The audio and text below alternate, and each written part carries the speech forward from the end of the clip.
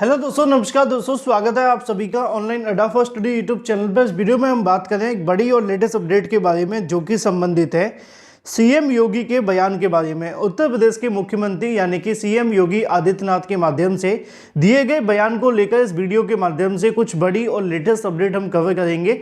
Channel को subscribe करके bell icon को दबा लें और वीडियो को लाइक कर दें, क्योंकि ये वीडियो आप बीएड, बीटीसी और अगर आप शिक्षा मित्र हैं तो उन सभी के लिए काफ़ी ज़्यादा महत्वपूर्ण भी है। सीधे मुद्दे पर आते हैं। मुद्दा है मुख्यमंत्री के माध्यम से दिया गया बयान। यूं तो आप जानते हैं कि चुनाव समय समय पर आते रहते हैं और जब चुनाव आते हैं तो चुनाव के समय सरकारों के जो बोल हैं वो काफ़ी कहीं ना कहीं पॉजिटिव देखने के लिए मिलते हैं। मैं किसी सरकार का विरोध और समर्थन न करते हुए मुद्दे पर आने की प्रयास करता हूं, क्योंकि मेरा उद्देश्य सिर्फ आपको सही और सटीक जानकारी देना है।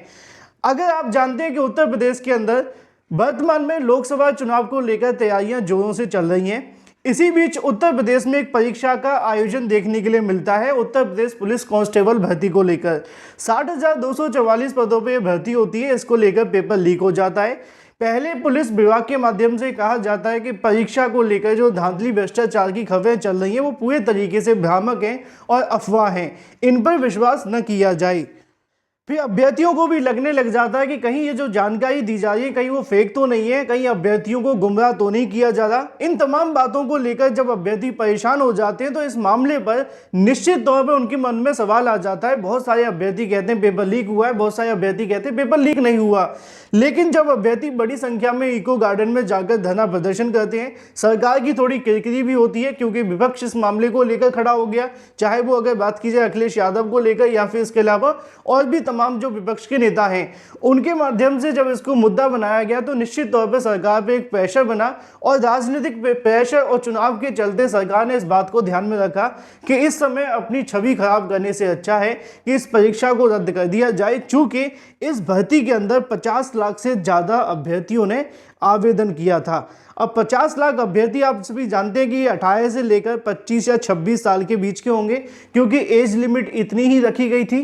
तो ऐसे में ये सभी एक पक्के वोटर्स हैं जिनको कहीं ना कहीं आकर्षित करने का प्रयास है। हालांकि मेरा मानना ये नहीं है कि इनको कहीं ना कहीं सिर्फ आकर्षित करने के लिए परीक्षा को रद्द किया गया। मेरा मानना ये भी है कि किसी बेरोजगार को नौकरी मिलती है तो अच्छी बात है, बजाय किसी नकलची को मिलने की वजह से। लेकिन ये कोई हल नहीं होता कि परीक्षा को रद्द कर दिया जाए बार बार, क्योंकि यहाँ पे सवाल ये है कि पेपर लीक हो कैसे रहा है।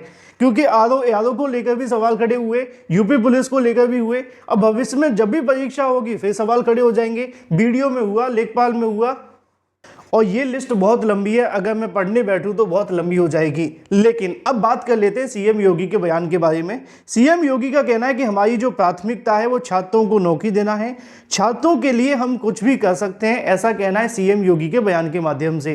पहले आप इस मुद्दे को सुनिए, फिर बात करते हैं कि सीएम जी क्या क्या कर सकते हैं छात्रों के लिए। हम लोगों ने पहले दिन से संकल्प लिया था कि नियुक्ति की प्रक्रिया अगर ईमानदारी पूर्वक आगे नहीं बढ़ पा रही तो ये युवाओं के साथ खिलवाड़ है और अपनी प्रतिभा को पलायन करने के लिए मजबूर करता है।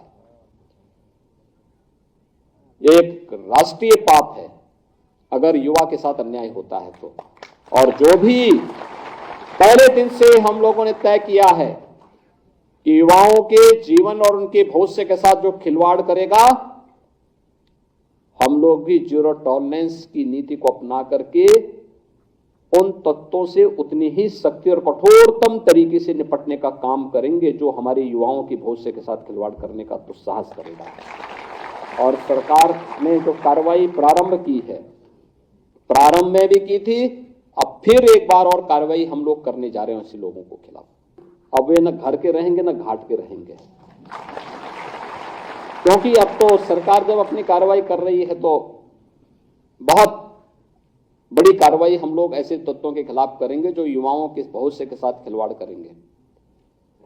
और कार्रवाई भी ऐसी होगी, क्योंकि हम लोग जब कार्रवाई करते हैं तो उसको एक ऐसा प्रस्तुत करते हैं वो नजीर बन जाए, नजीर बनवाएंगे, दोषों को के सामने उदाहरण प्रस्तुत करवाएंगे।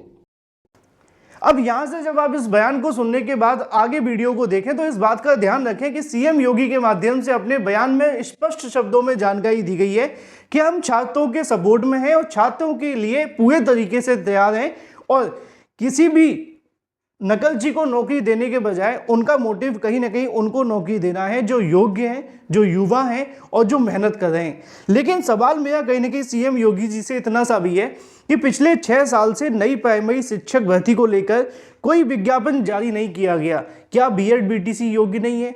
क्या वो मेहनत नहीं कर रहे हैं? क्या वो धरना प्रदर्शन नहीं कर रहे हैं? पहला।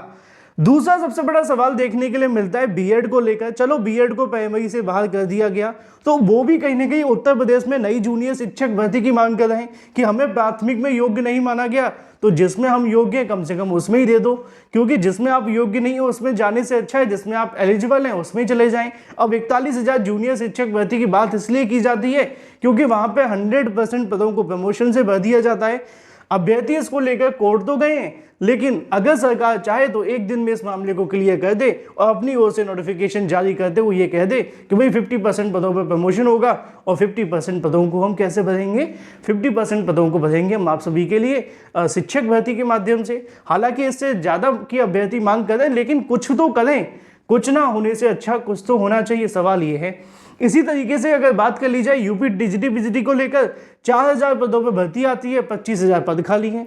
अब 4,000 पदों के लिए भर्ती आती तो है 2022 में, लेकिन परीक्षा ना 23 में हुई ना 24 में हुई। 3 साल बीत चुके हैं यूपी टीजीटी पीजीटी को लेकर, अभी आसपास कोई उम्मीद नहीं है कि इसकी परीक्षा होगी भी या नहीं होगी। क्या इस साल भी 2024 ऐसे ही निकल जाएगा या फिर चुनाव के बाद कोई उम्मीद भी है? क्योंकि आयोग खिला जा रहा है, ना तो आयोग बन रहा है ना परीक्षा हो पा रही है। कुछ ऐसा ही एलटी गेट शिक्षक भर्ती को लेकर है। तो तमाम बीएड बीटीसी अभ्यर्थी मांग कर रहे हैं कि नई प्राइमरी शिक्षक भर्ती जारी कर दो, जूनियर भर्ती जारी कर दो, एलटी गेट टीजीटी पीजीटी दे दो, कम से कम चुनाव के समय तो दे दो। क्योंकि सरकार जब एक तरफ ये कह रही है कि हम युवाओं के साथ खड़े हैं, हम युवाओं के साथ हैं और हमारा उद्देश्य युवाओं को नौकरी देना है, तो निश्चित तौर पर दे देनी चाहिए। इन भर्तियों को लटका के क्यों रखा गया है? एलटी गेट को लेकर मामला शासन स्तर से लंबित है। प्राथमिक में आपका कहना है पद खाली नहीं है, जबकि आप ही कहते थे 2020 में जब 69,000 शिक्षक भर्ती थी कि 51,000 पद खाली हैं। बेसिक शिक्षा मंत्री कभी शिक्षा मित्रों को जोड़कर अनुपात समानुपात कर देते हैं, तो कभी पीएबी की बैठक के अंदर कह दिया जाता है 1,26,000 पद खाली हैं। निश्चित तौर पर कहीं ना कहीं इन मामलों में विरोधाभासी चीजें देखने के लिए मिलती हैं और एक बार फिर से कहीं ना कहीं चुनाव बिना शिक्षक भर्ती के होना इस बात को दर्शाता है कि सरकार कहीं ना कहीं शिक्षक भर्ती के आधार पर वोट नहीं लेना चाहती है या उनका उद्देश्य ही नहीं है। उनका मानना है कि हमें बिना शिक्षक भर्ती के जीत मिल जाएगी तो वोट लेके क्या करेंगे। तो फिलहाल मुद्दे की और महत्वपूर्ण बात यह है कि सरकार बीएड और बीटीसी के लिए क्यों नहीं कुछ कर रही है। मैं मानता हूं सरकार इस मामले पे 2 भर्तियों को लेकर समय समय पर बयान जारी कर देते हैं कि 69,000 68,000 हमने पूरी की, लेकिन वो सुप्रीम कोर्ट के एक आदेश के आधार पर थी। उस बात को समय बहुत हो चुका है। एक भर्ती 2018 की, दूसरी भर्ती 2019 की। उसके बाद भी अगर देखा जाए तो 5 साल हो चुके हैं। सरकार दोबारा से नए मुख्यमंत्री को चुन लेती है, लेकिन शिक्षक के नाम पर इंतजार करना पड़ रहा है। एलटी गेट में कोई विवाद नहीं है, आयोग हमारा बन नहीं पा रहा है, तो निश्चित तौर पर सरकार इस मामले को लेकर थोड़ा ध्यान दे। बीएड बीटीसी करने वाले अभ्यर्थी परेशान है। शिक्षा मित्र जिनको सुप्रीम कोर्ट से एक आखिरी मौका और मिल गया था शिक्षक भर्ती बैठने का, उनके भी 5 साल निकल चुके हैं। अब वो इस उम्र में तैयारी करें या फिर अपने बुढ़ापे की तरफ जाएं, क्योंकि एक समय के बाद पढ़ने और समझने की क्षमताएं भी तो कम हो जाती हैं। और इस समय पे आप जान सकते हैं कि अभ्यर्थियों की हालत खराब है तो शिक्षा मित्रों का क्या होगा। अगर सहमत है तो इस वीडियो को शेयर कर दें, कम से कम सीएम योगी जी सुन लें तो शायद कोई भला हो जाए। Thank you for watching this video.